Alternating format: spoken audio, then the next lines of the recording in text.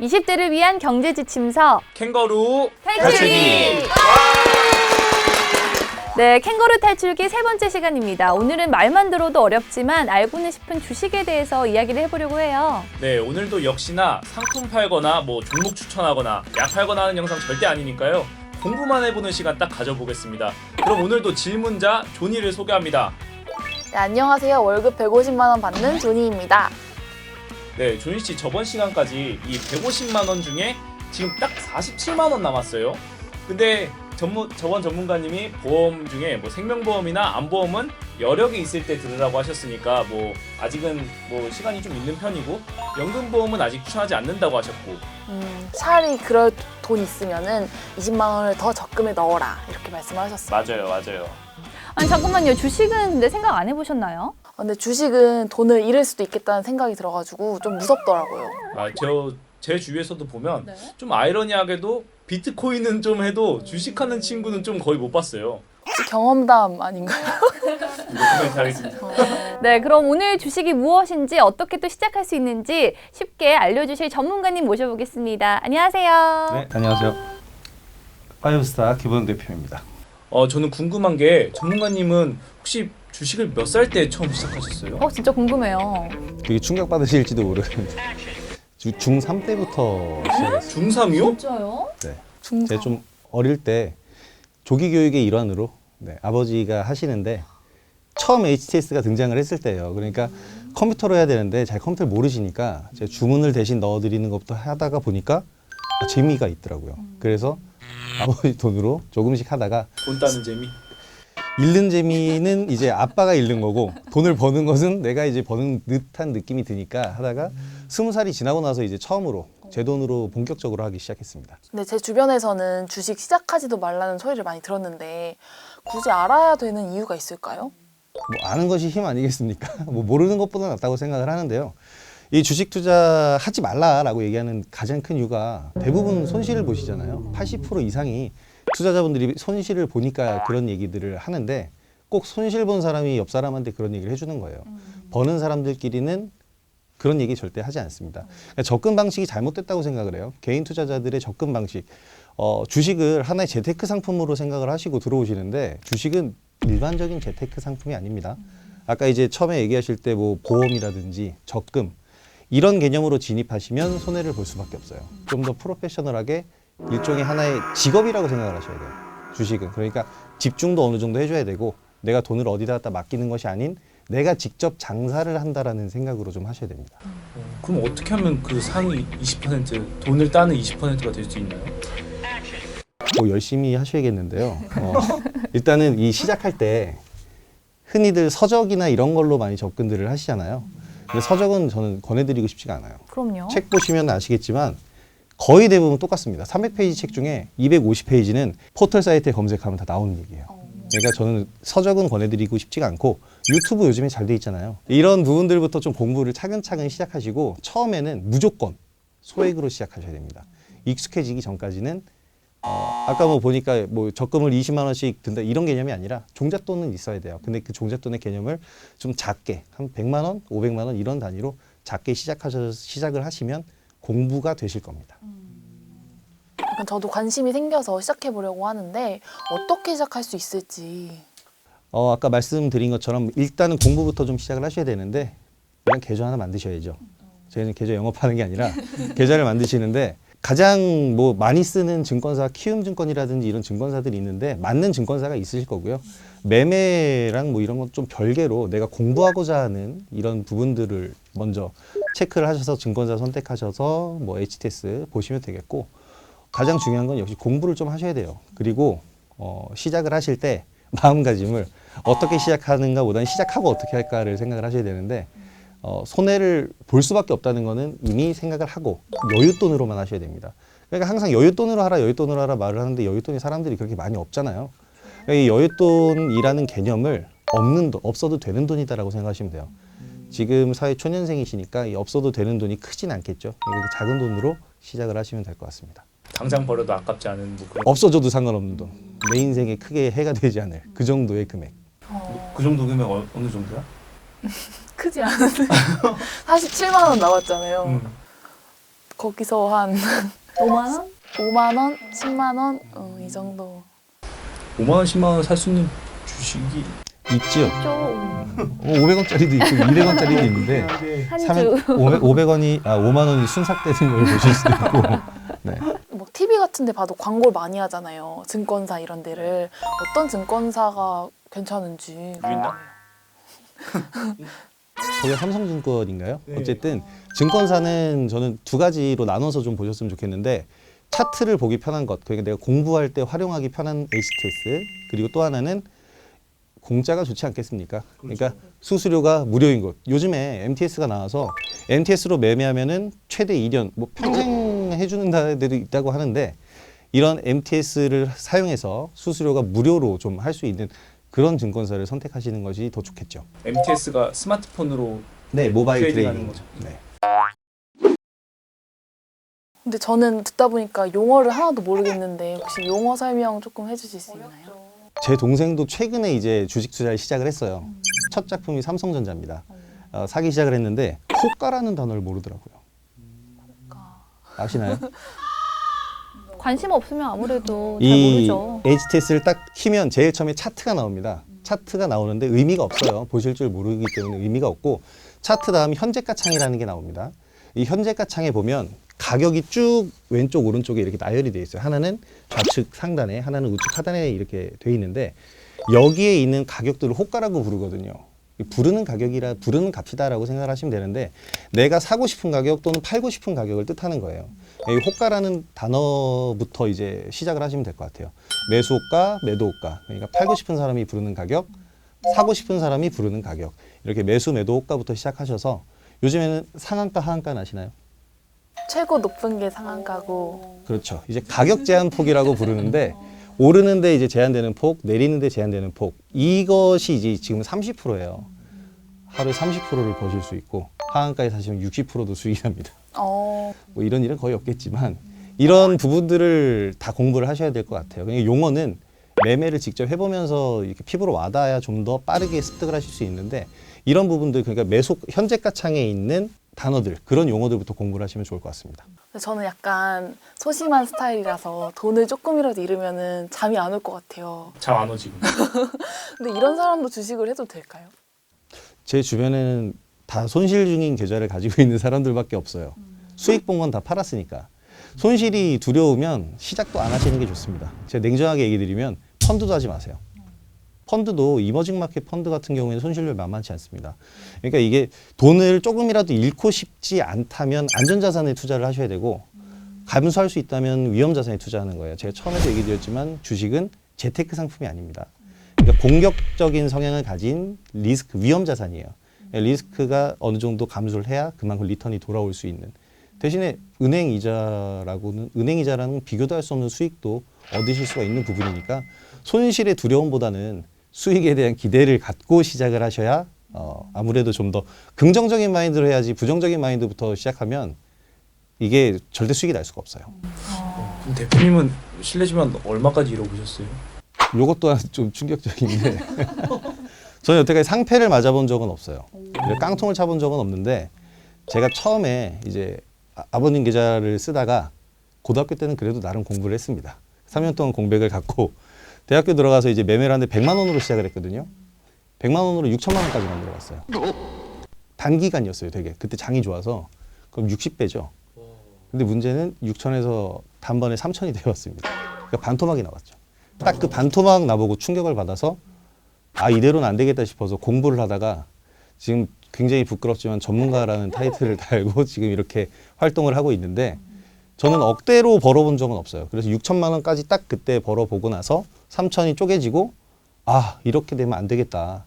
그래서 그때부터 더 공부를 하고 있고 지금도 공부를 하고 있는 겁니다. 근데 30배잖아요. 저 같은 사람보다 전문가님 같이 30배 이상 벌어보신 분들이 전문가분들이 해주시는 게 좋지 않을까요? 그렇게 대리로 투자하는 게 이제 펀드라는 간접 투자로 이제 펀드를 하는데요. 아까도 말씀드렸지만 이머징 마켓 펀드 같은 경우에는 손실이 더 크기도 합니다. 그러니까 어떻게 보면 이런 거죠. 나는 돈만 냈는데 나는 아무것도 하지 않았는데 손실을 보는 게 펀드일 수가 있어요.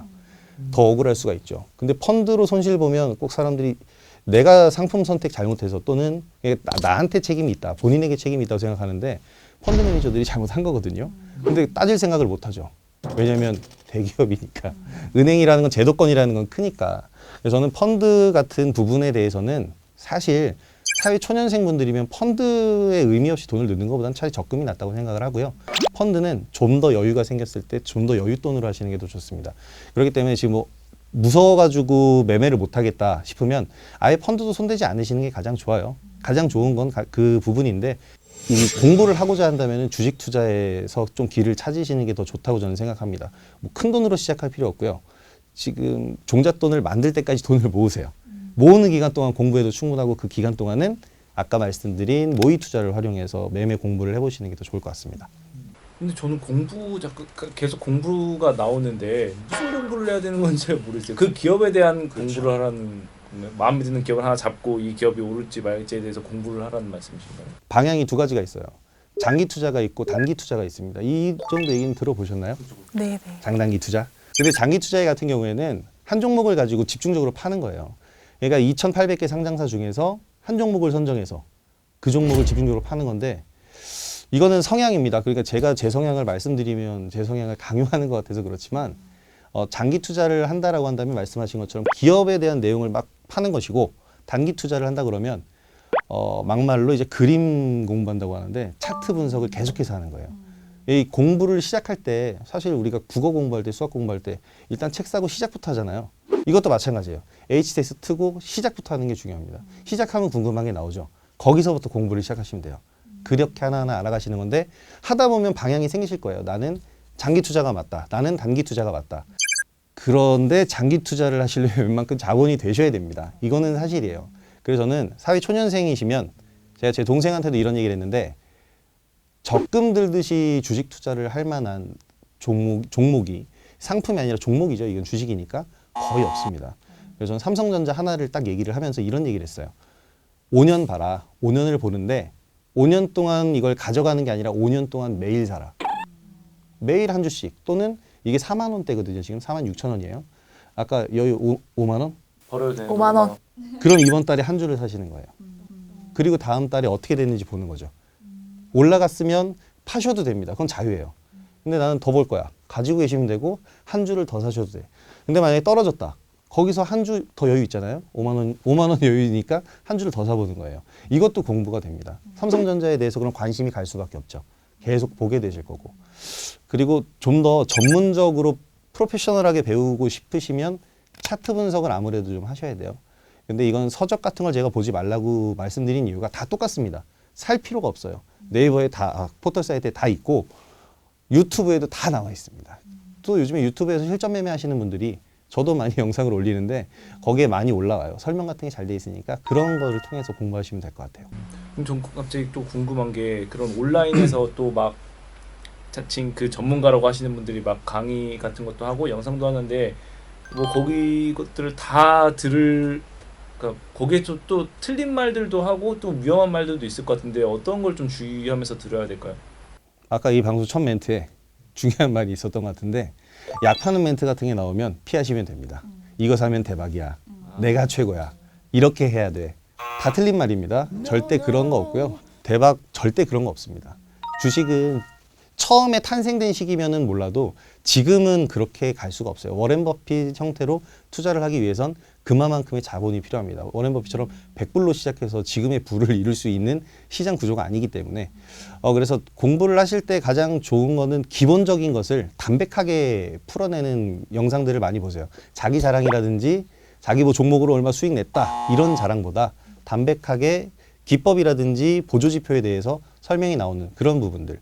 보조지표를 많이 보시게 될 거예요. 차트를 보시게 되면. 근데 보시다 보면 알게 되시는 것이 많은 보조지표들이 있지만 다 기술적 지표는 이건 심화학습인데 후행성입니다. 그래서 좀 나중에 보시는 게 좋고 아까 제가 말씀드린 호가라든지 현재가창에 대한 분석 그리고 차트에서는 딱 거래량을 확인하시면서 어떤 거래량들로 야 이거 정말 어떻게 따로 이렇게 데려가서 이거는 하나하나 보면서 가르쳐줘야 돼요. 아까 장기 투자 뭐 단기 투자 나왔는데 전문가님은 주식 지금 그러면 현재 유지 관리하고 계신 종목이 최대 몇 개까지 관리하고 계세요? 이게 뭐 분산 투자라는 말은 많이 들었었는데 이게 또 한 번에 너무 많은 종목을 관리하기는 또 쉽지 않을 것 같아서 이것도 지켜봐야 되고 저것도 지켜봐야 되고 하니까. 그렇죠. 이거는 정말 일장일단이 있는 부분인데 계란을 한 바구니에 담지 말라라는 얘기가 있잖아요. 가장 유명한 대사 중에 하나인데 이게 분산 투자를 뜻하는 말입니다. 근데 적절해야 된다고 생각을 해요. 한 종목에 만약에 집중적으로 내 자금을 실었는데 손실 중이다. 역시 관리하기 힘듭니다. 5개의 종목, 10개의 종목이 있든 한 종목이 있든 간에 관리하기 힘든 것은 손실을 관리하기가 힘든 거지 종목을 관리하기가 힘든 것이 아니에요. 또 요즘에 시스템이 잘 돼 있어서 자동 매매 시스템이 있어요. 내가 리스크가 어느 정도까지 감소하겠다. 그러니까 한 마이너스 5% 손실은 내가 감소하겠다. 그래서 마이너스 5%라는 숫자에 스탑로스라는 것을 설정하면 자동으로 매도가 나가버립니다. 그래서 요즘에는 어느 정도의 종목 개수는 필요해요. 2,800개의 상장 회사가 있는데 2,800개의 종목 중에 올라갈 한 종목을 찍기란 너무나도 힘들죠. 조금 더 확률을 높이기 위해서 종목 숫자를 좀 늘릴 수도 있는 것이고 테마주라고 부르는 것들이 있는데요. 요즘 유행하는 또는 요즘에 이제 재료가 터진 수급이 도는 이런 뭉쳐다니는 종목들이 있습니다. 그 종목들이 순환매라는 것을 또 해요. 순차적으로 오른다는 얘기인데 그 종목들을 한 종목씩 사놓는 것도 하나의 방법이거든요. 여러 전략이 있어요. 그렇기 때문에 저는 5종목 이내로 관리를 하고 만약 수익 중이다 그러면 제 관리에서 제외합니다. 절반 정도는 수익 확정을 지어놓고 빼서 다른 종목을 새로 사요. 그래서 저는 종목을 조금 많이 운영하는 편입니다. 왜냐하면 저는 성향 자체가 단기적인 성향이고 약간은 공격적인 매매를 하기 때문에 종목 숫자가 일반적인 분들보다 조금 많을 수 있어요. 초심자이시면 처음 시작하실 때는 5개 이상 사시면 진짜 아까 말씀하신 대로 관리하는데 눈이 돌아갈 겁니다. 그래서 한 2종목 이내로 딱 한정지어서 매매를 해보시는 것이 가장 좋으실 거고 종목을 찾으실 때는 이제 뉴스를 통해서 접근하시는 방법도 있지만 전 종목을 한번 다 훑어보시는 것도 하나의 방법입니다. 종목을 어떻게 선정하는지가 굉장히 중요한데 여기서 이제 종목 개수가 나와요. 종목을 선정하다 보면 내가 사고 싶은 게 무한정 늘어납니다. 알면 알수록 늘어나요. 이것도 갈 것 같고 저것도 갈 것 같고. 근데 그걸 다 살 수가 없잖아요. 그 중에서 한두 개를 꼽아내는 건데 그러다 보면은 아마 제 얘기가 이해가 가실 거예요. 한 종목만, 2종목만 살 수는 없습니다. 최대는 근데 맥시멈은 5개라고 딱 그 라인을 설정해 놓고 그 안에서만 종목을 운용하시는 게 가장 좋을 것 같아요. 네, 조니 씨 많이 배웠나요? 네, 오늘 배워보니까 약간 욕심이 또 나네요. 이렇게 해가지고 또 부자가 되어봐야겠다 이런 생각이. 네, 그리고 또 한 주 또 사봐야겠어요. 이렇게. 네, 오늘은 이 사회초년생도 소액으로 할 수 있는 주식 투자에 대해서 김우영 대표님과 이야기 나눠봤습니다. 그럼 여러분 구독과 좋아요 꾹 눌러주시고요. 알람 설정까지 잊지 말아주세요. 네, 20대 사회초년생을 위해 자산관리의 시작부터 보험, 주식까지 알아봤는데요. 준비한 시간은 아쉽게도 여기까지입니다. 더 궁금하신 내용이 있다면 댓글로 적어주시고 사회초년생들 모두 화이팅! 조니도 화이팅! 화이팅! 오늘 배운 내용 정리해 보도록 하겠습니다. 첫 번째, 손실 없는 주식 투자는 없다. 모의 투자로 훈련하자. 두 번째, 없어도 되는 돈은 여윳돈으로 먼저 투자해라. 세 번째, 피 같은 내 돈, 수수료가 무료인 증권사를 선택하자. 네 번째, 투자는 항상 신중하게. 무조건 오르는 대박 종목은 없다. 마지막 5번째, 2종목 이내로 매매하며 공부해라. 시청해주셔서 고맙습니다. 저희 머니랩에서는 시청자 여러분이 더욱더 궁금해하실 내용을 들고 다시 찾아오겠습니다. 20대를 위한 경제 지침서 캥거루 탈출기 감사합니다.